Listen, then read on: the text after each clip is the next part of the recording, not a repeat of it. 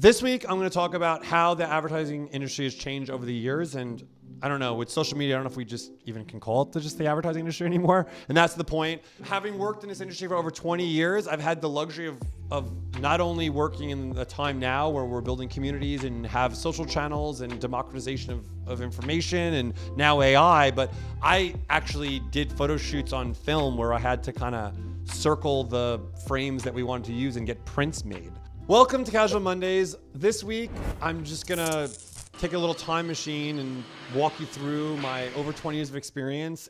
So let me take you a little bit through the process that hasn't changed from then to now, right?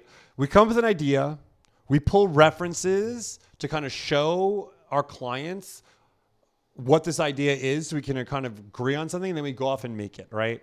So we have the luxury of the internet, and now even beyond that, we have AI, right? Now you have very little excuse to not be able to express your idea to your client in this reference phase.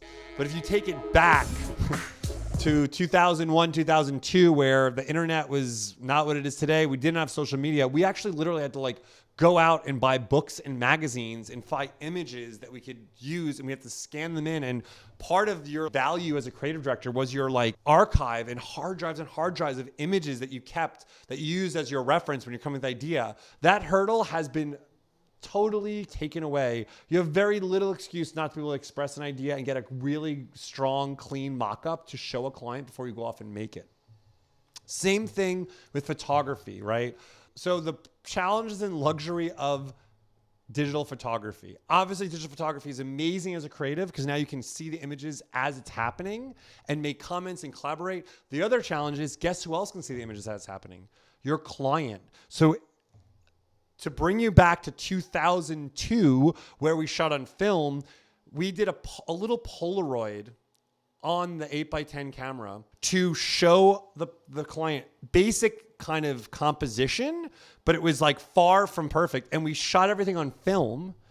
We actually got back to the office, sent the film out. If I was traveling, we waited till we traveled back, developed the film. Then I got contact sheets in which I circled, made selects, and then we scanned in those contact sheets to get approval. So the approval from the client, yes, the clients were on set and you had to get approval, but you had more time to kind of create and think and digest, where now, yes, it's amazing to have that opportunity to get those images instantly, but also you're kind of you as a creative have to be much faster to problem solve on the spot because you're getting instant feedback from your client that then you need to kind of solve in the moment. The other big challenge, I think, that we kind of haven't completely embraced in the advertising industry right now is this idea of campaigns, right? So if you look at the way that media has changed over the years that I've worked in it was, the only way to get your message out was very limited channels. You relied on paid media, out of home, newsprint, right?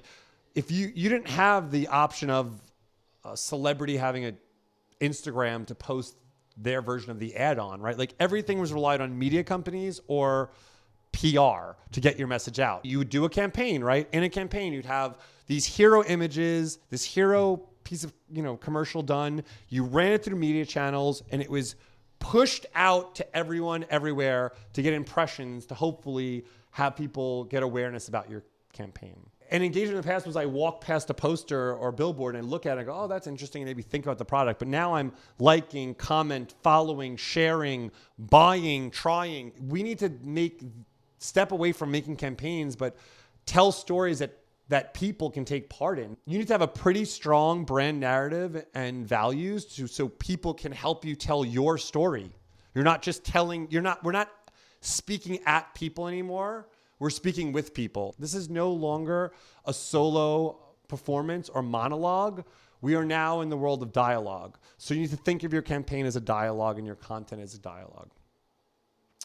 The other thing that's obviously changed the dynamic of work. So back in the day, I didn't have a smartphone. So when I left work, I left it at work, right? Email, maybe you checked your email at home on your computer, but you were less connected to work, which sounds like an amazing thing that you're not always working. You're not always at work. You can leave work behind. The challenge was we used to spend all time at work. We used to do overnight.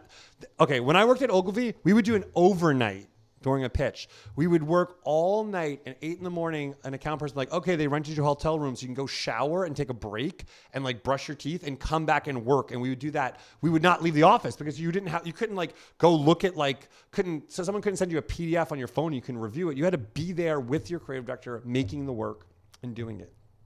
So we spent a lot of time in the office. I mean, it was something beautiful and amazing about it, but also something kind of isolating and kind of scary about it. Where now working remote is an understatement, right? I can pull over to the side of the road, review a deck, review a cut, make comments, send it back, do a Zoom. Like, we are totally free now to be and do whatever we want. And obviously I take the most advantage of that, spending my a lion's share of my time in Hawaii.